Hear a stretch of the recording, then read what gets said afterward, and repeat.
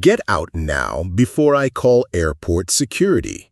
This lounge is for first-class passengers only, not people like you. The dismissal rang through the Delta Sky Club with cutting authority as lounge manager Patricia Sterling pointed toward the exit.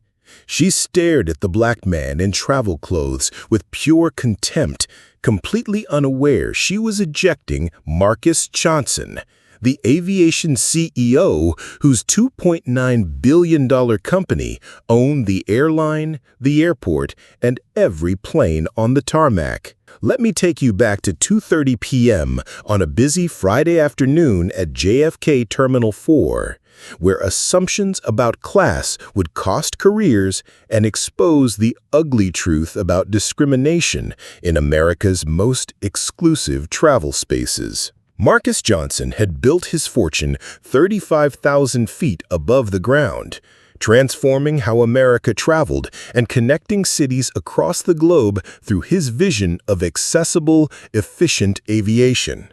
At 47, he was the founder and CEO of Skybridge Aviation Group, a $2.9 billion empire that included 3 major airlines, airport management contracts, and aviation infrastructure development across North America. His journey to the top of the aviation industry had begun in Queens, New York, where he'd grown up watching planes take off from JFK Airport while dreaming of flying them himself. His father had worked as a baggage handler for TWA, and his mother had cleaned airline offices, giving Marcus an early understanding of both the glamour and the harsh realities of the aviation business. After graduating from Embry-Riddle Aeronautical University with degrees in aviation business and aerospace engineering, Marcus had started with a single charter flight service operating out of a small airport in Long Island. But his vision extended far beyond individual flights. He saw opportunities to revolutionize how airlines operated,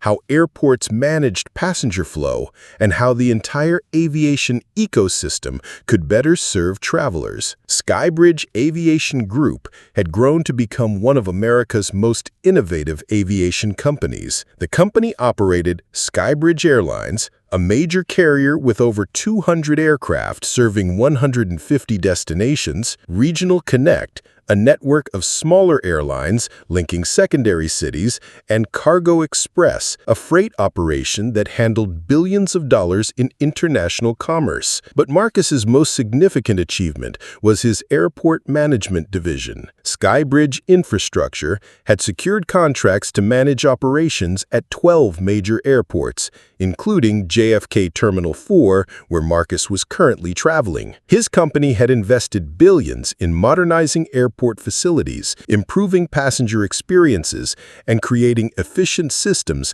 that reduced delays and enhanced safety. Today's trip was routine business travel. Marcus was flying from New York to Miami for a board meeting with one of his airline partners. He had dressed in his typical travel attire: dark jeans, a navy button-down shirt, and comfortable shoes, the kind of practical clothes that successful business people wore for long flights. Marcus carried a platinum Delta Sky Club membership card, though he rarely needed to show it since his company's partnership agreements gave him automatic access to VIP lounges at every airport his airline served. He was quite literally one of the most important customers that any airline or airport could have. What Marcus didn't expect was that the staff of the lounge he helped manage would refuse to let him enter based on his appearance. JFK Terminal 4 was a bustling hub of international commerce and travel, handling over 21 million passengers annually through its modern facilities and extensive gate network. The terminal was managed by Skybridge Infrastructure under a long-term contract with the Port Authority of New York and New Jersey, making Marcus not just a passenger, but essentially the boss of everyone working in the building. The Delta Sky Club occupied prime real estate on the terminal's upper level, offering travelers a refuge from the chaos of commercial aviation. The lounge featured comfortable seating areas, premium dining options, business centers, and panoramic views of the runways, where planes from around the world arrived and departed every few minutes. Access to the Sky Club was restricted to first-class passengers, elite status members, and travelers willing to pay premium fees for upgraded experiences. The lounge represented everything that was both appealing and problematic about modern air travel: luxury and exclusivity for those who could afford it, while the majority of passengers endured crowded gates and overpriced concessions. Marcus approached the Sky Club entrance with the casual confidence of someone who belonged there. He had used the lounge hundreds of times over the years, both as a passenger and during business meetings with airline executives. His company's partnership with Delta included reciprocal lounge access agreements that made him welcome at their facilities worldwide. But as Marcus walked toward the reception desk, he was about to encounter staff members who would judge his worthiness based on appearance rather than credentials. "Good afternoon," Marcus said to the receptionist. "I'd like to access the lounge." The young woman behind the desk looked up with the kind of practiced smile that airline employees used for routine interactions. But her expression shifted when she saw Marcus, a black man in casual travel clothes who didn't fit her mental image of Sky Club clientele. "Do you have a membership card or first-class boarding pass?" she asked, her tone suggesting she expected the answer to be no. Marcus reached into his wallet and pulled out his platinum membership card, placing it on the counter. The receptionist examined the card with obvious skepticism, as if she suspected it might be fake or stolen. She scanned it through her system and frowned at the computer screen. "This shows an active membership," she said, her confusion evident. "But I need to verify your identity. Do you have photo identification that matches the name on this account?" The request was unusual. Marcus had used the lounge countless times without being asked for additional verification. But he complied, providing his driver's license and watching as the receptionist compared his face to the ID with exaggerated scrutiny. "I'm going to need to speak with my supervisor," she said finally, making it clear that something about the situation required escalation beyond her authority. Patricia Sterling had been managing the Delta Sky Club at JFK for 6 years, building her reputation on maintaining the lounge's exclusive atmosphere and ensuring that only appropriate travelers gained access to premium facilities. At 52, she prided herself on her ability to recognize VIP customers and protect the lounge from people who might diminish its prestige. Patricia's approach to lounge management was based on visual assessment and social profiling. She looked for expensive luggage, designer clothing, confident bearing, and other markers that indicated serious wealth and social status. In her mind, the Sky Club wasn't just a business amenity. It was a sanctuary for people who deserved separation from common travelers.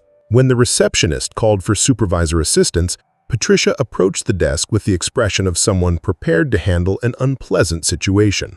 "Is there a problem here?" Patricia asked, her tone suggesting she had already decided who was at fault. "This gentleman has a membership card, but I wanted verification before granting access." The receptionist replied, clearly seeking approval for her suspicious treatment of Marcus. Patricia looked Marcus up and down with the kind of assessment she used to determine lounge worthiness. She saw casual clothes, no visible luxury accessories, and a black man who didn't match her preconceptions about Sky Club demographics. "Sir, this lounge maintains very high standards for our clientele. We need to ensure that all of our guests understand and appreciate the premium service environment we provide." Marcus felt the familiar chill of discrimination dressed up as customer service policy. "I understand. I've been using this lounge for years without any issues." Patricia's skepticism was obvious. "Years? Sir, I know our regular customers and I don't recall seeing you before." The implication was clear. She would have remembered a black customer because his presence would have been unusual and noteworthy in her exclusive lounge environment. "Perhaps you could check your system again," Marcus suggested politely. "My membership account should show my usage history." Patricia glanced at the computer screen but didn't seem interested in the data it displayed. She had made her assessment based on appearance, and no amount of digital evidence would override her visual prejudices. "Sir, even if you have a valid membership, I have concerns about whether this environment is the right fit for you. Our other guests expect a certain ambiance." The coded language was unmistakable. Patricia was suggesting that Marcus's presence would make other customers uncomfortable. and that his comfort was less important than maintaining the lounge's exclusionary character. Marcus realized that Patricia Sterling was not going to be convinced by reasonable conversation or official documentation. Her discrimination was too entrenched to be overcome by evidence or explanation. "Ma'am, I have a valid membership card and proper identification. What exactly is preventing you from allowing me to access the lounge?" Patricia's mask of professional courtesy began to slip, revealing the hostility beneath her polite discrimination. "Sir, this lounge serves a very exclusive clientele. Our members pay premium prices for premium experiences, and they expect to be surrounded by people who share their values and background." The racist subtext was becoming explicit. Patricia was saying that Marcus didn't belong because he was black, and that other customers, presumably white customers, would be uncomfortable with his presence. "And what values and background do you think I don't share?" Marcus asked, his voice remaining calm despite his growing anger. Patricia realized she was approaching dangerous territory, but was too committed to her discriminatory stance to back down. "Look, I don't want to make this more difficult than it needs to be. There are other seating areas in the terminal that might be more appropriate for someone in your situation." "My situation?" Marcus repeated. "Someone who might not be completely familiar with the expectations and protocols of premium travel environments," Patricia replied, trying to soften her discrimination with euphemistic language. Marcus understood that the conversation had reached an impasse. Patricia Sterling was determined to exclude him based on racial profiling, and nothing he said would change her mind. "Ma'am, I think there's been a serious misunderstanding about who I am and what my relationship is to this lounge and this airport." Patricia's expression hardened. She interpreted Marcus's calm authority as defiance and decided to assert her power more directly. "Sir, I'm going to ask you to leave now. This lounge is for first-class passengers only, not people like you." The words echoed through the Sky Club entrance area with devastating clarity. Other travelers waiting to check in turned to watch the confrontation, their conversations stopping as they witnessed the spectacle of a black man being publicly rejected from the premium lounge. "Get out now before I call airport security. This lounge is for first-class passengers only, not people like you." Marcus felt the weight of discrimination compounded by public humiliation. Every person in the vicinity was watching him be treated like an unwelcome intruder in a space where he should have been welcomed as both a customer and, unknown to them, as the ultimate authority over the facility's operations. "Ma'am," Marcus said, his voice remaining steady despite the injustice, "I think you're making a serious mistake." Patricia interpreted his composure as arrogance and decided to escalate the situation further. "Security," she called out loudly, making sure her voice carried throughout the lounge entrance. "We have an unauthorized person attempting to access the Sky Club. Please respond immediately." The announcement created a scene that drew attention from throughout the upper level of Terminal 4.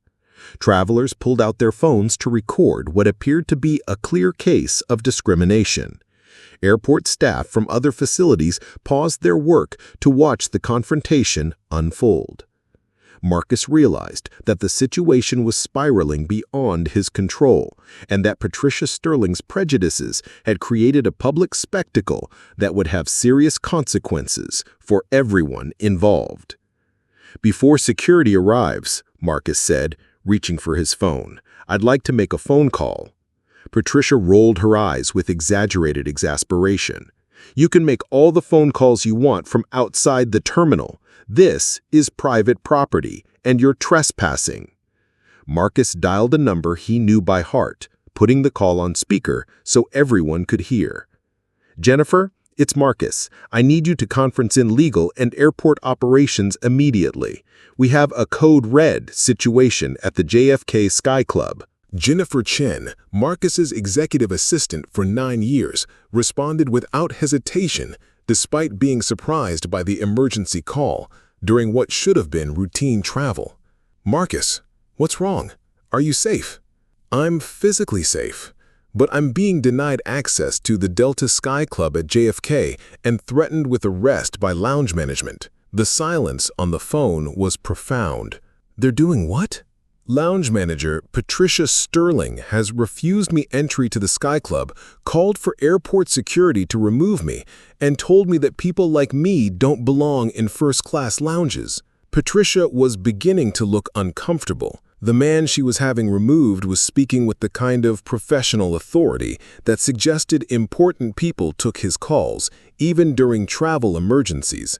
"Jennifer," Marcus continued, making sure his voice carried clearly through the lounge entrance, "I need you to pull all our airport management contracts for JFK Terminal 4, our partnership agreements with Delta Airlines, and the operational authority documentation for Skybridge infrastructure." "Marcus," Jennifer said, her voice tight with concern, "I'm pulling those documents now, and I'm calling an emergency meeting with airport operations and airline management. This is going to be a disaster." Marcus's phone buzzed with an incoming conference call. He answered it and kept it on speaker. "Marcus, this is David Rodriguez, General Counsel for Skybridge Aviation Group. Jennifer briefed me on the situation. Are you being physically prevented from accessing facilities that your company manages?" "Yes, David. Patricia Sterling, lounge manager for the Delta Sky Club, has denied me access and called for security to remove me because she determined that people like me don't belong in first-class facilities." "Miss Sterling," David's voice came through the speaker with legal authority, "you are currently discriminating against the CEO of Skybridge Aviation Group, the company that manages JFK Terminal 4 operations under contract with the Port Authority of New York and New Jersey." The words hit the Sky Club entrance like a bomb explosion. Patricia's confident authority transformed instantly into confusion and growing horror. "Skybridge Aviation Group?" Patricia stammered, her voice barely above a whisper. "Marcus Johnson, founder and CEO of Skybridge Aviation Group, which operates the airlines, manages the airport infrastructure, and holds partnership agreements with Delta Airlines that make the Sky Club operation possible," David replied with precise legal clarity. Other lounge staff had gathered to watch the confrontation, and Marcus could see recognition dawning on their faces. Skybridge Aviation Group's logos were visible throughout Terminal 4, on aircraft parked at gates, and on partnership displays throughout the airport. The company that Marcus had built was literally everywhere they looked. Patricia's face went from confident to pale to ashen as the implications of her mistake became clear. She had just discriminated against the person whose company controlled the airport operations, airline partnerships, and management contracts that made her job possible. "Mr. Johnson," Patricia said desperately, "I had no idea who you were." "And that's exactly the problem. You didn't know who I was, so you assumed I didn't belong here. You made that assumption based solely on my appearance and your preconceptions about who deserves access to premium travel facilities." Marcus's phone crackled with another incoming call. "Marcus, this is Rebecca Martinez, CEO of Skybridge Infrastructure. Jennifer alerted me to an incident at one of our managed facilities. What's the current situation?" "Rebecca, I'm standing at the JFK Sky Club where Patricia Sterling has denied me access, called for my removal by security, and stated that people like me don't belong in first-class facilities." "Miss Sterling," Rebecca's voice came through the speaker with corporate authority, "you are suspended from your position effective immediately. Skybridge Infrastructure will be conducting a full investigation of discriminatory practices at all airline lounge facilities under our management oversight." Patricia looked like she might collapse. Her 6-year career in airline lounge management had just ended in disgrace, terminated for discriminating against the ultimate authority over airport operations. Marcus's phone buzzed again. "Marcus, This is James Patterson, Regional Manager for Delta Airlines. We just received an emergency alert about a discrimination incident involving our lounge partner. Are you involved in this situation? The call was now being heard by dozens of travelers and airport staff who had gathered to witness the unprecedented scene of corporate accountability unfolding in real time. James, your lounge manager just denied me access to the Sky Club and called security to remove me because she determined that people like me don't belong in first-class facilities. Oh my God, James' voice came through the speaker with evident panic. Marcus, I am so sorry. This is completely contrary to our partnership values and everything Delta stands for. Within 45 minutes, the Delta Sky Club at JFK Terminal 4 had been transformed into the scene of a corporate crisis that threatened relationships worth hundreds of millions of dollars and reputations built over decades. Patricia Sterling was escorted from the airport by corporate security, carrying a small box of personal items and the devastating knowledge that her discrimination had destroyed her career and potentially damaged relationships between major aviation companies. James Patterson himself arrived at JFK from Delta's New York offices, moving with the urgency of someone whose business partnerships were under threat. The Delta-Skybridge relationship was worth over $400 million annually in revenue sharing, gate leases, and operational agreements. Marcus, Patterson said, approaching with visible anxiety, I cannot adequately express how sorry I am for what happened today. This is completely contrary to our partnership agreements and company values. Marcus appreciated the apology, but he was more interested in understanding how the discrimination had occurred and what will be done to prevent it from happening again. James, I want to understand how your lounge manager felt comfortable denying access to travelers based on racial profiling. This wasn't a momentary lapse in judgment. This was systematic bias that suggests deeper problems in your customer service training. The investigation that followed revealed troubling patterns in airline lounge management practices that extended far beyond JFK. Customer service incident reports showed that Black and Hispanic travelers were questioned about lounge access at rates significantly higher than white passengers. Staff training had focused on excluding inappropriate customers, but provided minimal guidance on avoiding racial profiling.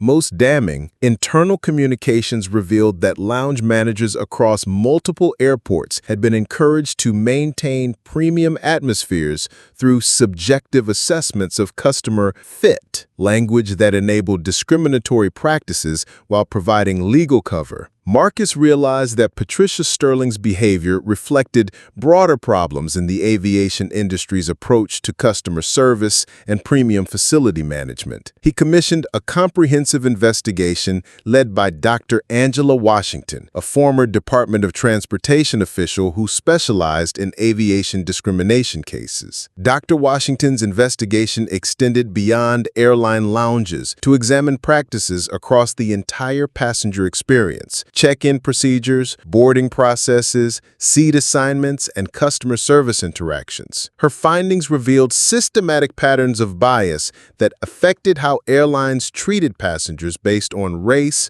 appearance, and perceived economic status. Data analysis showed that passengers of color were more likely to be questioned about ticket validity, subjected to additional security screening, and assigned less desirable seats, even when their fare class and loyalty status matched those of white passengers receiving better treatment. Gate agents were more likely to assume that Black passengers were flying on discounted tickets, traveling for personal rather than business purposes, and unfamiliar with airline policies and procedures. These assumptions led to different levels of customer service, with minority passengers receiving less assistance and more scrutiny. Most troubling, the investigation found that passenger complaints about discriminatory treatment had been consistently dismissed or categorized as misunderstandings rather than bias incidents requiring corrective action. Dr. Washington's report concluded that the aviation industry had created systems where discrimination was not officially endorsed, but was systematically enabled through training, policies, and performance metrics that prioritized avoiding conflict over addressing bias. News of the JFK Sky Club incident broke that evening when several travelers who had recorded the confrontation shared their videos on social media. The footage showed Patricia Sterling denying Marcus access to the lounge, the escalating discrimination, and the devastating phone call that revealed his identity as the airport's managing authority. The story gained immediate traction, particularly when Marcus's role as CEO of Skybridge Aviation Group became known. The irony of an aviation industry leader being discriminated against in facilities his own company managed was impossible to ignore. Airport CEO denied access to his own terminal's VIP lounge, read the headline in Aviation Week. The story was picked up by mainstream media outlets, civil rights organizations, and travel publications that recognized the broader implications for discrimination in the aviation industry. The aviation industry's response was swift but mixed. Some airline executives expressed support for Marcus and condemned the obvious discrimination he had faced. Others worried about their own company's practices and began conducting internal reviews to identify potential liabilities. Civil rights organizations used the incident to highlight ongoing discrimination in air travel that affected passengers at all economic levels. The NAACP issued a statement calling for comprehensive reforms in aviation customer service practices. Marcus used his platform carefully, focusing on systemic issues rather than personal grievances. In an interview with Travel Weekly, he said, "This incident is not about my personal experience alone. It's about the millions of travelers who face discrimination without the resources or influence to address it. We have an opportunity to create real change in how the aviation industry serves all passengers with dignity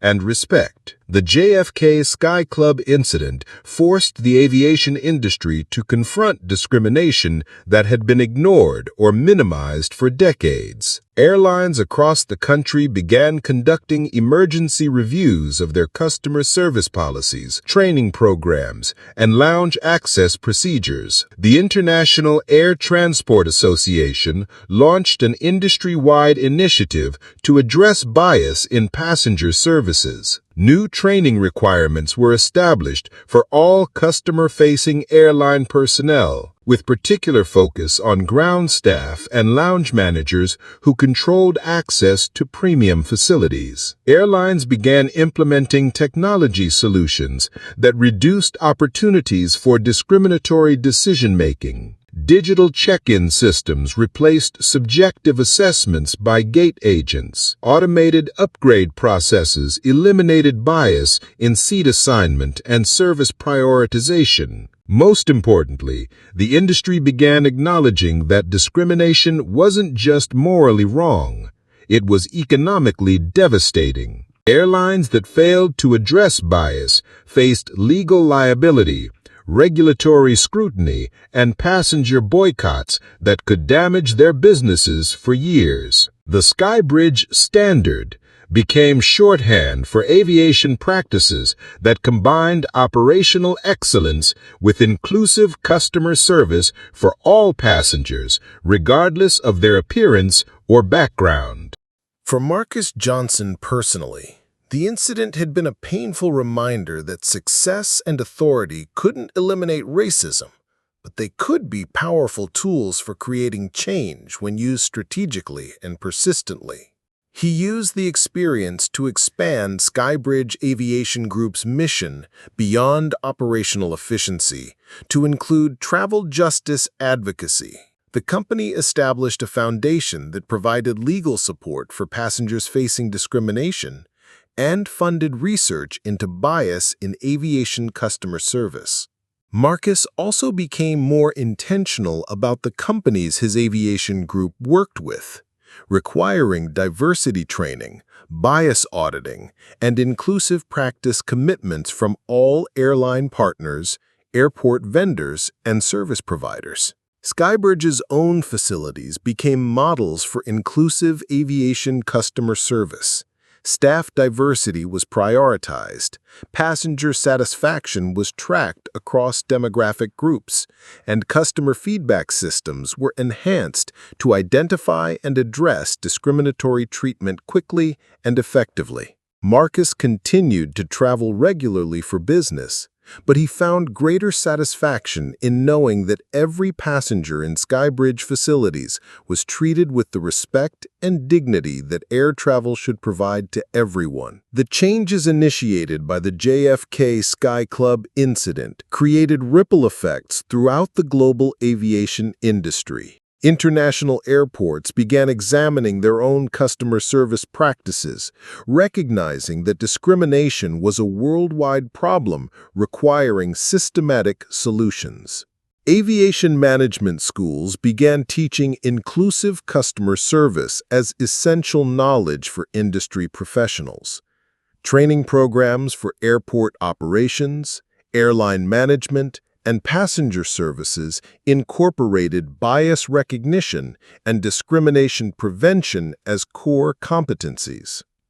Professional organizations for aviation workers established new certification requirements that included diversity training and cultural competency as conditions for advancement in the industry. Most importantly, the incident sparked conversations in airline boardrooms and airport management offices worldwide about the responsibility that came with managing travel for increasingly diverse global populations. Marcus's legal team used the JFK incident to push for broader regulatory reforms that would address discrimination in aviation customer service. They worked with the Department of Transportation to develop new guidelines that other airlines and airports could adopt. The case resulted in significant financial settlements that funded travel equality advocacy and research into bias in aviation customer experience. More importantly, it established regulatory precedents that made airlines and airports liable for discrimination by their staff, even when that discrimination wasn't officially endorsed by company policy. The Federal Aviation Administration updated its customer service regulations to specifically address discrimination in premium facility access, recognizing that economic status didn't eliminate the need for equal treatment protections. The regulatory changes extended beyond passenger services to include aviation employment practices, crew training, and operational procedures that affected how airlines and airports served diverse communities. The JFK Sky Club incident had effects that extended far beyond American aviation to influence international air travel standards and practices. Marcus used his industry leadership position to advocate for global changes in how aviation companies approached customer service diversity and inclusion. Skybridge Aviation Group expanded its international partnerships, applying the same inclusive service standards to operations in Europe, Asia, and Latin America. The company established partnerships with international civil rights organizations to ensure that aviation development contributed to travel equality rather than perpetuating discrimination. Marcus also worked with other aviation industry leaders to create global standards that would prevent discrimination in airline operations, airport management, and passenger services worldwide. Most importantly, the incident demonstrated that aviation industry discrimination was a global problem requiring international cooperation and systematic solutions that extended across national boundaries and cultural differences. 5 years after that Friday afternoon confrontation at the JFK Sky Club, the global aviation industry had been fundamentally transformed. Customer service practices that had once seemed normal were now recognized as discriminatory and professionally unacceptable. Airport and airline staff worldwide had been retrained to recognize and prevent bias in their interactions with passengers. Lounge access systems had been updated to rely on objective verification rather than subjective assessment. Customer service policies had been standardized to eliminate opportunities for discriminatory enforcement. Marcus Johnson had used his experience to become a global leader in aviation equality advocacy, speaking at international conferences and working with governments to address discrimination in air travel systems worldwide. Skybridge Aviation Group had become a model for inclusive aviation operations, demonstrating that operational excellence and customer diversity were complementary rather than competing values. The company's airports and airlines were known for both efficiency and inclusive service that welcomed travelers from all backgrounds. The aviation industry had evolved to understand that discrimination wasn't just morally wrong, it was operationally inefficient and economically destructive. Companies that failed to create inclusive travel environments found themselves at a disadvantage in serving increasingly diverse global passenger populations. The words that had started it all: "Get out now before I call airport security. This lounge is for first-class passengers only, not people like you," had become a powerful reminder of how assumptions about belonging could undermine the very mobility and connection that aviation was meant to provide. But they had also become proof that moments of discrimination could be transformed into catalysts for industry-wide change when people with influence chose to use their authority for justice rather than just personal comfort. Marcus Johnson could have resolved the immediate situation quietly, ensuring better treatment for himself while leaving the discriminatory system intact. Instead, he chose to use his position as an aviation industry leader to create changes that would benefit travelers who didn't have his resources or influence. That choice, between personal resolution and systemic transformation, had rippled outward to create positive change throughout the global aviation industry. Sometimes the most powerful response to discrimination was not just seeking individual access, but using that experience to build systems where everyone received the respect and dignity that air travel should provide. The lesson of that Friday afternoon at JFK created changes that extended far beyond one lounge or one airport. Aviation professionals learned to examine their assumptions about passenger worthiness. Airlines learned that discrimination was both morally wrong and operationally counterproductive. The entire industry learned that its success depended on serving all travelers with equal respect and dignity. Because in the end, this story isn't just about discrimination in airline lounges. It's about the responsibility that comes with managing global mobility, the power of using personal experiences to drive systematic change, and the understanding that true aviation excellence requires not just efficient operations, but inclusive service that connects people across all boundaries. Every traveler deserves to be treated with dignity, regardless of their appearance or perceived status. Every passenger deserves access to services based on their ticket and qualifications rather than subjective judgments about their worth. And every aviation company has the power to choose between perpetuating exclusion and creating inclusive excellence that serves both operational efficiency and human dignity.